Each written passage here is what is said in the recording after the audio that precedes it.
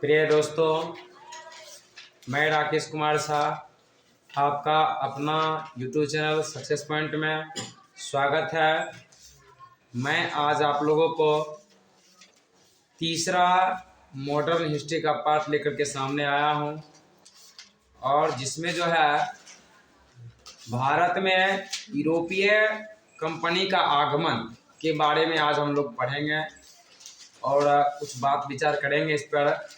जो कौन सा कंपनियां, कौन से यात्री पहले आए थे, इसके बारे में मैं समझाने का प्रयास आप लोगों को करूँ, ठीक ना। अगर आप लोग के पास लूसेंट बुक है तो लूसेंट बुक खोल लें और सामने रखें पेज नंबर 39। पेज नंबर 39 में दिया हुआ है और आप लोग जो हैं सारे लोग पेज नंबर 39 निकाल लेंगे और भारत यूरोपीय कंपनी का आगमन पढ़ेंगे, ठीक ना। जो उससे पहले आप लोगों को मैं 2 वीडियो डाल चुका हूं, जो नहीं देखे हैं तो एक बार अवश्य उसको देख लें। मेरा प्रयास ये रहेगा जो मैं आप लोगों को मॉडर्न हिस्ट्री इस यूट्यूब चैनल के माध्यम से कंप्लीट करवा दें और शायद याद हो ही जाएगा।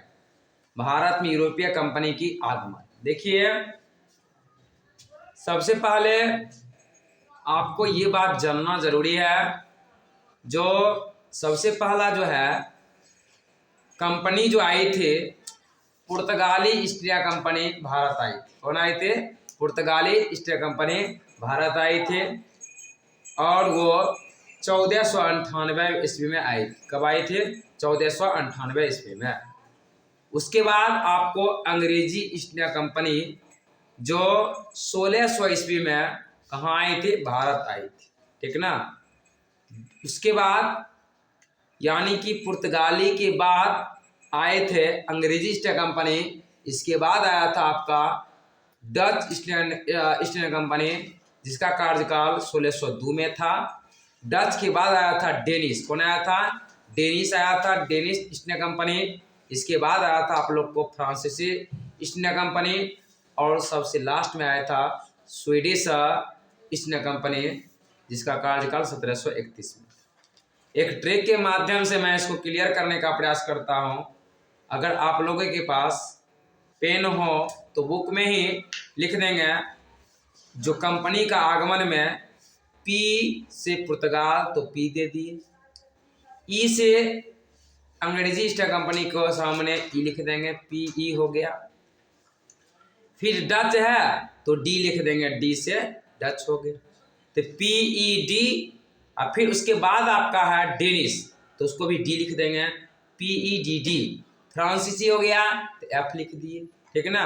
क्या लिख दिए? एफ। और एस से स्वीडिश, तो P E D D F S, P E D D F S, P E D D F S. एक बार आप भी मेरे साथ बोल लीजिए, P E D D F S. ये हो गया आपका यात्रियों कंपनी का आगमन के क्रम, ठीक ना।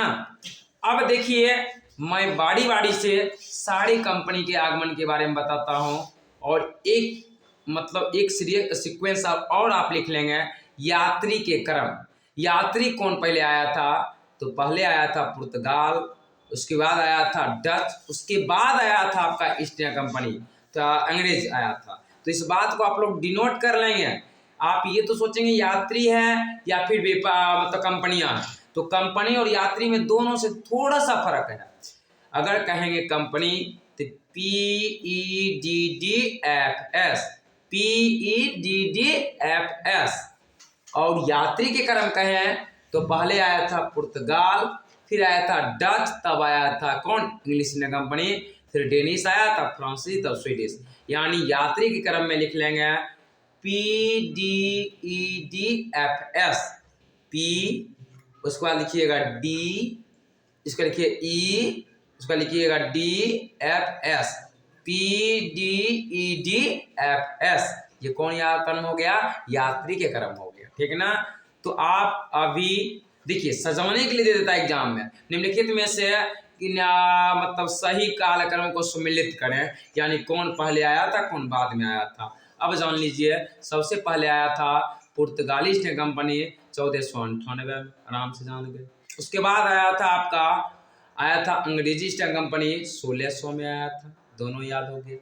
इसके बाद डच आया था 1602 में आया था, डेनिश आया था 1616 में आया था, स्वीडिश आया था, फ्रांसीसी आया था, कब आया था? 1664 में आया था। अब कह सकते स्वीडिश आया था 1731 में आया था। क्लियर हो गया। चलिए अब मैं आप लोगों को पुर्तगाली ईस्ट इंडिया कंपनी के बारे में बताऊंगा। सभी लोग अंडरलाइन करते चलेंगे, जो इम्पोर्टेंट होगा उसको मैं बताऊंगा, कहाँ पर इम्पोर्टेंट है, किस जगह पर आपको डिनोट करना है। देखिए मैं आप लोगों को बता रहा हूं, जो सर्वप्रथम 17 मई 1498 ईस्वी को वास्को डी गामा ने भारत के पश्चिमी तट स्थित कालीकट बंदरगाह पहुंच करके भारत यूरोप के बीच में नए समुद्री मार्ग के खोज किया। देखिए बोलचाल की भाषा में कहता है, जो भारत की खोज किसने किया था? वास्को डी गामा ने किया। क्या भारत कहीं छुपा हुआ था क्या? जी नहीं। सही कहने का मायने रहेगा, जो भारत यूरोप के बीच में समुद्री मार्ग का खोज किसने किया था, तब कहेंगे वास्को ना। जनरली हम लोग कहते हैं भारत खोज किसने किया था? वास्को डी गामा ने किया था, लेकिन वो नहीं, हम ये कहेंगे भारत और यूरोप के बीच में नए समुद्री मार्ग का खोज किसने किया था? वास्को डी गामा ने किया था। कब किया था? 17 मई 1498 को किया था, ठीक ना। और किधर आया था? पश्चिमी तट पर, कालीकट, केरल में कोझिकोड जो कहते थे, अभी वर्तमान में कालीकट कहते हैं, उस बंदरगाह पर आकर के भारतीय नए समुद्री मार्ग की खोज की। ज्ञातव्य हो कि इस आने के क्रम में यात्रा दिखाने वाला वास्को डी गामा का अगर कोई था तो कौन था? अब्दुल मनीक पथ प्रदर्शक नाविक था, जिन्होंने गुजराती पथ प्रदर्शक था, उन्होंने इसको रास्ता दिखाते हुए पश्चिमी तट पर कोझिकोड में ला करके, कालीकट में ला कर क्या किया? बता दिया, ठीक ना। अब देखिए कहेगा, जो पुर्तगाली यानी प्रथम पुर्तगाली वायसराय बनकर आया था, तो आया था फ्रांसिस्को दा अल्मेडा। अच्छा क्वेश्चन, अंडरलाइन भी कर सकते हैं। प्रथम पुर्तगाली वायसराय अगर कोई था, कौन था? फ्रांसिस्को दा अल्मेडा। वो कब आया था? तो 1505 में। डेट भी याद रखेंगे, जो 1505 ईस्वी में फ्रांसिस्को दा अल्मेडा ने प्रथम पुर्तगाली वायसराय बन करके भारत आया था। कोई दिक्कत नहीं। अब देखिए एक क्वेश्चन बना, उसके बाद आगे चले तो याद रखेंगे 1509 ईस्वी में भारत में पुर्तगालियों का दूसरा वायसराय बनकर कोई आया था, तो क्या नाम था? अल्फांसो दा अल्बुकर्क। अल्फांसो दा अल्बुकर्क कब आया था? 1509 में आया था। बड़े ही रोचक बात है, 1509 में आया और 1510 इसमें इन्होंने बीजापुर के यूसुफ आदिल शाह से गोवा को क्या कर लिया? जीत लिया या छीन लिया। बड़ी इंपॉर्टेंट बात है। जो 1509 में अल्बुकर्क आया, कब आया हो? 1509 में। और इन्होंने वहां का शासक कौन था? बीजापुर का यूसुफ आदिल शाह था, उससे किसको छीन लिया हो? गोवा को छीन लिया। 1510 में इस तरह से कह सकते हैं अल्बुकर्क ने गोवा को क्या किया? जीत लिया। किससे जीता हो? क्या नाम था? यूसुफ आदिल शाह, जो कहाँ का शासक था? बीजापुर का शासक था। ठीक, आगे चलें। अब ये भी इंपॉर्टेंट है, अंडरलाइन नहीं डबल स्टार लगा देंगे। जो पुर्तगालियों ने अपनी पहली व्यापारिक कोठी कहाँ खोली थी? कोच्चिन में खोली। व्यापारिक कोठी का मतलब समझ रहे हैं ना? वहां पर अंग्रेज अपना अड्डा बनाया हुआ था, एक दुर्ग होता था, किला होता था व्यापार करने। व्यापारिक कोठी कहाँ खोला था? तो कोच्चिन। ठीक ना, आगे चलें। फिर देखिए दक्षिण पूर्वी तट पर पुर्तगालियों का एकमात्र बस्ती अगर कौन था तो कौन था? सन थोमे की बस्ती। अंडरलाइन कर लेंगे। देखिए पूछेगा दत्त, अब तो सीधा सीधा नहीं तो घुमा के पूछता है, और आप लोग जब तक देखेंगे नहीं तब तक प्रॉब्लम हो जाएगी। यानी दक्षिण पूर्वी तट पर पुर्तगालियों की एकमात्र बस्ती था, क्या नाम था? सन थोमे की बस्ती थी। ठीक ना, आगे चले। पुर्तगालियों के बाद भारत में डच आए। अभी तो अब हो गया ना, पुर्तगाली का एकदम कहानी है, एक दिन मैं बताऊंगा कैसे कैसे मतलब किस तरह से वो आया था, उसका एक अलग से वीडियो में डाल दूंगा। पहले आज आप इसको पढ़िए और आगे बढ़िए। इसके बाद पुर्तगालियों की बात, अगर भारत में कोई यात्री अगर आया था तो मैं अभी तुरंत से क्रम बताता, PDDFS यात्री का कर, ठीक है ना। कौन आया? डच आया था यात्री। तो कहता है पहला डच यात्री कौन था? कितना बार प्रीवियस एग्जाम में पूछा है, मैं देखा हूँ प्रीवियस एग्जाम में पूछ देता है। जो पहला डच यात्री कौन था? कार्नेलियन हाउटमैन था। कौन था?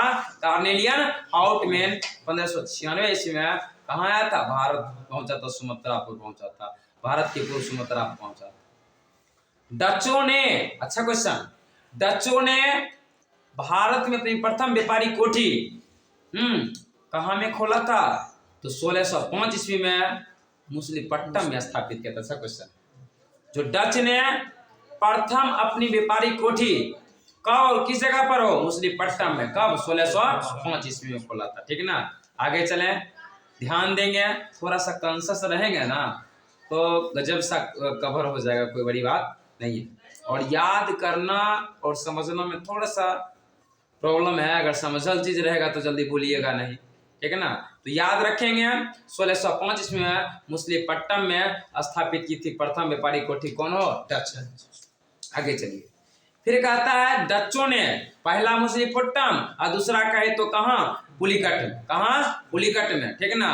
और जहां वहां उन्होंने सोने का सिक्का, सोने का सिक्का कहते थे पेगोडा, अंडरलाइन कर लेंगे। स्वर्ण के सोने के सिक्कों को पेगोडा कहते थे, हाँ, को ढाला जाता था। पुलिकट को ही समस्त गतिविधि का केंद्र बना दिया। यानी सोने का सिक्का जिस जहां पर ढालता था सोना का सिक्का को पेगोडा कहते थे, और ढालल कहाँ जाता था? पुलिकट में। इसलिए पुलिकट को समस्त गतिविधियों का केंद्र बना दिया। और तुमसे कोई पूछेगा या आपसे अगर एग्जाम में पूछ दे तो बताइए डचों ने पहली व्यापारी कोठी कहाँ? मुसलीपट्टम, और दूसरा कहाँ? पुलिकट। सोने का सिक्का पेगोडा का ढालता था, और ये कहाँ पर ढालता था? तो पुलिकट। और समस्त गतिविधि का केंद्र अगर डच का कहीं था तो कहाँ था? पुलिकट। बहुत अच्छा, आगे चलते हैं। उम्मीद करते हैं आप लोग भी समझते होंगे, और अंडरलाइन तो अवश्य करें, जो कम से कम दिक्कत नहीं हो, ठीक है ना। चलिए, अगर भारत में प्रथम बार अगर माने मजदूरों को औद्योगिक वेतन भोगी अगर कोई रखा था तो डच रखा। कौन रखा था? डच। कहेगा भारत में प्रथम बार औद्योगिक मतलब व्यापार क्षेत्र प्रथम बार वेतन लोग ही रखा था, पैसा देकर कोई नौकरी पर, तो कौन रखा था? और डच रखा था, ठीक ना। कहता है डच का अंत अगर हुआ था ना कभी 1759 में अंग्रेजों एवं डचों के बीच एक होता बेदरा का युद्ध। बहुत ही विविया क्वेश्चन है। बेदरा का युद्ध कब हुआ था? 1759 ईस्वी में। और इसी में डच का क्या हो गया? पतन हो गया। यानी अंग्रेज और डच के बीच में युद्ध हुआ था, किसका पतन हुआ? डच का पतन हो गया, यानी 1759 ईस्वी में। यानी प्रॉब्लम नहीं। आगे चलते हैं हम लोग। यही था आपका क्या? डच। तो पहला हो गया पुर्तगाल, हम पढ़ा दी पुर्तगाली के बारे में। दूसरा कौन हो गया? डच। तीसरा कौन हो गया? तीसरा हम लोग चलते हैं अंग्रेजी ईस्ट इंडिया कंपनी के बारे में पढ़ते हैं, और थोड़ा सा उसके आगे बढ़ते हैं। देखिए, ऐसे तो अंग्रेजी ईस्ट इंडिया कंपनी की स्थापना उसमें पहले हो गई थी, ठीक है ना। लेकिन भारत आने के लिए 31 दिसंबर 1600 ईस्वी को इंग्लैंड की रानी, क्या नाम है? एलिजाबेथ प्रथम ने ईस्ट इंडिया कंपनी को अधिकार पत्र प्रदान कर दिया। क्या? आप जाइए और वहां व्यापार कीजिए, ठीक ना। प्रारंभ में आप कह सकते हैं शुरुआत में जब शुरू हुआ था उस समय अंग्रेजी ईस्ट इंडिया कंपनी के 217 साझेदार थे। कितने थे? 217 साझेदार थे, ठीक ना। और पहला गवर्नर अगर कोई बन के आया था टॉमस स्मिथ। बड़ा विविया क्वेश्चन है, तो ध्यान रखेंगे इसको। जो पहला अगर कोई गवर्नर बन के आया था तो कौन आया था? टॉमस स्मिथ आया था। कौन आया था? टॉमस स्मिथ प्रथम गवर्नर बन के आया था। कौन हो? अंग्रेजों का, ठीक है ना। आगे चलिए, अब देखिए मुगल दरबार में आने वाला अगर कह सकते हैं प्रथम कोई अंग्रेज था तो कौन था? Captain Hawkins. अच्छा क्वेश्चन है। जो कैप्टन हॉकिंस मुगल दरबार में आने वाला अगर प्रथम कोई था अंग्रेज, क्या नाम था उसका? Captain Hawkins. जो किसके दरबार में आया था? जहांगीर के दरबार में आया था। आप लोग तो जानते होंगे, ठीक है ना। याद रखेंगे, मुगल दरबार में अगर आने वाला प्रथम कोई अगर अंग्रेज था उसका क्या नाम था? Captain Hawkins. वो जेम्स प्रथम का भेजा हुआ दूत था। किसका था? जेम्स प्रथम का भेजा हुआ दूत था। और वो अप्रैल 1609 में जहांगीर के दरबार में आया था। बहुत अच्छा क्वेश्चन। जहांगीर के दरबार में तो आया था, कब आया था रे? 1609 में आया था। आप लोग अंडरलाइन कर लेंगे, और अंडरलाइन ही नहीं अपने आप को याद रखेंगे। अंग्रेज अगर प्रथम कोई गवर्नर आया था, टॉमस स्मिथ आया था। अब प्रथम अंग्रेज अगर कोई मुगल दरबार में आया था, कैप्टन हॉकिंस आया था। कब आया था? 1609 में। किसके यहाँ आया था? जहांगीर के दरबार में। बहुत अच्छा, आगे चलते हैं हम लोग। अब देखो एक नोट में लिखा है, भारत आने वाला पहला अगर कोई अंग्रेजी जहाज था, रेड ड्रैगन। क्या नाम था उसका? Red dragon. आपसे पूछ सकता है भारत आने वाला पहला जहाज का क्या नाम था? Red dragon. क्या नाम था? रेड ड्रैगन था। आगे चलें। 1611 ईस्वी में दक्षिण पश्चिम समुद्र तट पर सर्वप्रथम अंग्रेजों ने मछलीपट्टनम में व्यापारी कोठी की स्थापना किया था। यानी सर्वप्रथम दक्षिण पूर्वी तट पर सर्वप्रथम अगर व्यापारी कोठी अंग्रेजों ने कहीं खोला था, 1611 में। कहा? मछलीपट्टनम में खोला था। ठीक है ना। आगे चलें। जहांगीर ने 1613 ईस्वी में एक फरमान जारी किया। कब हो? 1613 ईस्वी में फरमान जारी करके अंग्रेजों को सूरत में थॉमस एल्बर्ट के अधीन व्यापारिक कोठी खोलने की इजाजत दे दिया। इसको अंग्रेज को। यानी जहांगीर ने कब? 1613 में एक फरमान जारी किया। किसके प्रति? अंग्रेजों के प्रति। आप आइए और व्यापारिक कोठी खोल लीजिए। ठीक है ना। एक था अंग्रेज का नाम था थॉमस एल्बर्ट। क्या नाम था? थॉमस एल्बर्ट, जिन्हें आदेश दे दिया आप आइए और क्या कीजिए? व्यापार कोठी खोल लीजिए, व्यापारी कीजिए। ठीक है ना। देख लीजिए, अगर आपसे पूछे जाएगा पूर्वी तट पर अंग्रेजों ने अगर प्रथम व्यापारी कोठी खोला था तो मछलीपट्टनम में। कब रे? 1611। जबकि पश्चिमी तट पर कहेगा ना तो सूरत में 1613। यानी पूर्वी तट पर कहेगा पूर्वी तट पर तो कहाँ है? मछलीपट्टनम में। अब पश्चिमी तट कहेगा तो सूरत में। कहिए 1613। ठीक ना। ऐसे पहली बार सूरत में खोला गया था 1608, जो क्या हुआ था? असफल रहा। क्या हुआ था? असफल रहा था। अब चलते हैं हम लोग। 1615 ईस्वी में जेम्स प्रथम ने सर टॉमस रो को राजदूत बनाकर कहाँ भेजा था? फिर जहांगीर के दरबार में। 1609 में भी आया था। कौन? कैप्टन हॉकिंस, जहांगीर के दरबार में। अब फिर पुनः आ गया। ध्यान रखेंगे 1615 में आया था। कौन हो? सर टॉमस रो आया था। कब रे? 1615 में आया था। किसका भेजा हुआ राजदूत था? वही जेम्स प्रथम का ही भेजा हुआ राजदूत था। ये भी फिर कहाँ आया? जहांगीर के दरबार में आया। ठीक है ना। वह फरवरी 1619 ईस्वी में भारत भारत में रहा। वहां जहांगीर एवं खुर्रम, शाहजहां को खुर्रम कहते हैं, जहांगीर एवं खुर्रम को, ठीक ना, अंग्रेजों के लिए कुछ व्यापारिक छूट प्राप्त करने में सफल हुआ। एकदम थक लिया। यानी पुनः वो अंग्रेज क्या किया हो? कुछ व्यापारिक छूट लेने के लिए क्या मतलब उसको मैंने क्या किया? कुछ व्यापारिक छूट प्राप्त कर लिया। ठीक ना। 1632 ईस्वी में एक गोलकुंडा के सुल्तान ने अंग्रेजों का एक गोल्डन फरमान जारी किया। बहुत अच्छा क्वेश्चन पूछा था। कब गोल्डन फरमान जारी किया हो? 1632 ईस्वी में। अंडरलाइन कर लेंगे। जिनके साथ अंग्रेज सुल्तान को 500 पेगोडा, कितना? 500 पेगोडा वार्षिक कर दे करके गोलकुंडा राज के बंदरगाह पर स्वतंत्रता पूर्वक व्यापार कर सकते। 500 रुपया में ठक लिया, फिर से व्यापार करने का दे दिया आदेश, एकदम व्यापार कीजिए। समझे ना। आगे देखिए 1639 में अंग्रेज फ्रांसिस डे, क्या नाम था? फ्रांसिस डे में चंद्रगिरी के राजा से मद्रास पट्टा पर ले लिया। किसको ले लिया? मद्रास को पट्टा, बटरिया जगह कहते थे, ले लिया। वहीं पर एक किला बना दिया, किला बंद कोठी बना दिया। उस कोठी का नाम अच्छा से याद रखेंगे, गौर करेंगे, अंडरलाइन कर लेंगे, फोर्ट सेंट जॉर्ज पड़ा। ठीक ना। पूछेगा फोर्ट सेंट जॉर्ज का किला कहाँ है? मद्रास में। और यहीं पर फोर्ट सेंट जॉर्ज कालांतर में कोरोमंडल पर अंग्रेजी का मुख्यालय बन गया। कोरोमंडल पर बना लिया उसको, क्या मुख्यालय बना लिया।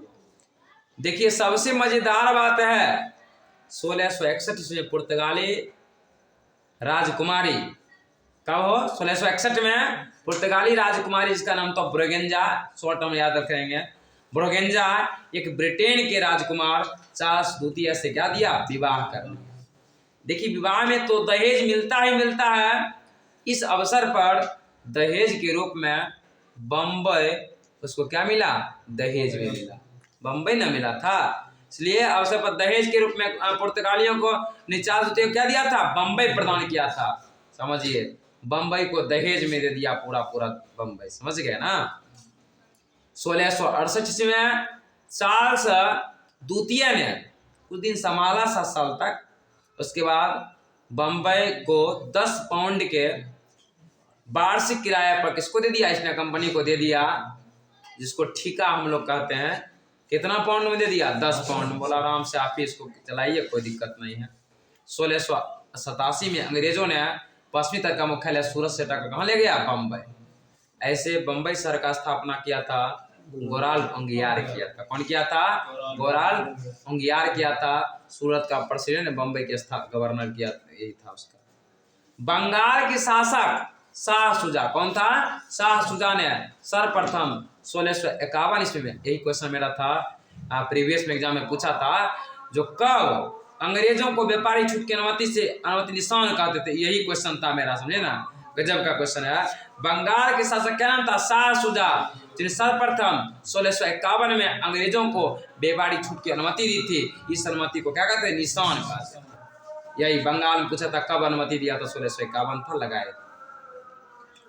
1698 में अंग्रेजी ईस्ट इंडिया कंपनी को 3 गांव कौन कौन हो, सुतानती, कालीकट, गोविंदपुर, फिर से याद करें, सुतानती, कालीकट, गोविंदपुर, इन तीनों को 1200 रुपये भुगतान प्राप्त कर यहाँ पर फोर्ट विलियम का निर्माण किया, ठीक ना।